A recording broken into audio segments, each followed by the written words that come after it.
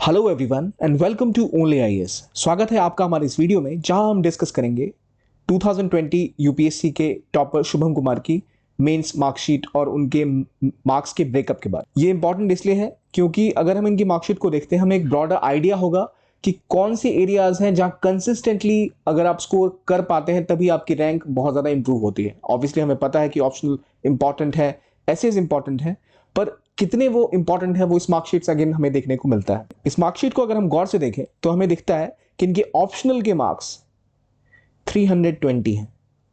Again इनके personality test के mark 176 हैं। तो अगर हम नॉर्मली भी देखें जो इंटरव्यू में टॉप रैंकर्स होते हैं दे स्कोर 160 और 180 के रेंज में अक्सर, लेकिन ऑप्शनल हमेशा 300 प्लस होना चाहिए तभी एक टॉप रैंक सिक्योर होती है। 2 पेपर हम ऑप्शनल के दे रहे हैं और कितना टाइम हम अपने ऑप्शनल को दे रहे हैं कंपेयर टू जीएस, हम अंदाजा लगा सकते हैं इस मार्कशीट से कि कितना टाइम हमें देना चाहिए। अगेन आप देखिए इनके एसए के मार्क्स 134 है।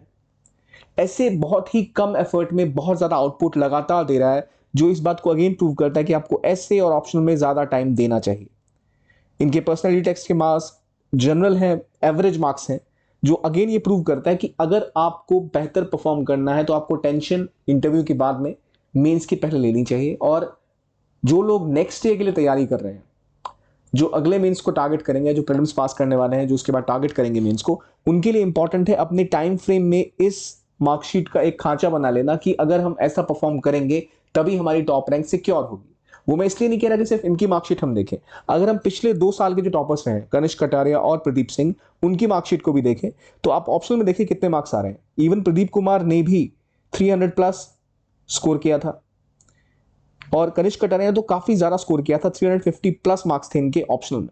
इससे हुआ क्या? इससे हुआ कि एक बड़ा चंक जो इनकी परसेंटेज का है वो इनके ऑप्शनल से आ रहा है। और खास बात अगर आप देखें तो जो हमारे इस बार के टॉपर हैं शुभम कुमार, इनका ऑप्शनल एंथ्रोपोलॉजी था और इससे पहले कनिष्क कटारिया का मैथमेटिक्स था और प्रदीप सिंह का सोशियोलॉजी था। तो हम देख रहे हैं कि चाहे आपका ऑप्शनल ह्यूमैनिटीज का हो, चाहे वो साइंसेज और मैथमेटिक्स का हो, अगर आप उस पर हार्डवर्क कर रहे हैं तो वो आपको डिविडेंड्स दे रहा है। So it's very important to focus on our optionals.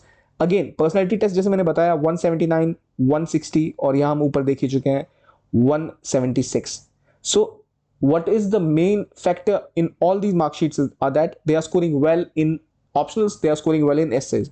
अगर आप जीएस पेपर्स की देखें बात, तो कनिष्क कटारिया का पेपर हम देखें तो ये रेगुलरली इन्होंने 117 के आसपास स्कोर किया था 3 पेपर्स में। बाकी टॉपर्स में हम देखते हैं काफी फ्लक्चुएशन है टॉप इसके मार्क्स के हिसाब से, पर फिर भी एसेज में अराउंड 125 130 सब स्कोर कर रहे हैं। तो आपका फोकस हमेशा होना चाहिए एसेज के ऊपर, हमेशा होना चाहिए ऑप्शंस के ऊपर। और to secure a very good rank it is very essential that you break the barrier of 300। और उसके हिसाब से आपको अपने पेपर्स में, आपको अपने प्रिपरेशन टाइम में ज्यादा से ज्यादा टाइम डिनोट करना चाहिए आंसर राइटिंग के लिए, प्रैक्टिस के लिए। और ये चिंता नहीं करनी चाहिए कि अगर मेरा ऑप्शनल सोशियोलॉजी है या पॉलिटिकल साइंस है या एंथ्रोपोलॉजी है या फिर मैथमेटिक्स भी है या फिजिक्स भी है तो लोगों ने टॉप रैंक्स हासिल करी है उसमें। और इनकी इस मार्कशीट से अगेन ये प्रूव हो रहा है कि जीएस तो इंपॉर्टेंट है ही। जीएस में हम पेपर 1 2 3 4 में थोड़ी चेंजेस अब देख रहे हैं। Paper 4 is comparatively easier to score because paper 4 जो एथिक्स का है उसमें आपके पास स्पेस कम होता है प्रिपेयर करने का, सिलेबस थोड़ा छोटा है और आपको अपने एक्सपीरियंस बताने होते हैं। इसलिए हम देख रहे हैं 100 प्लस स्कोर करना इन paper 4 is easier then in other papers.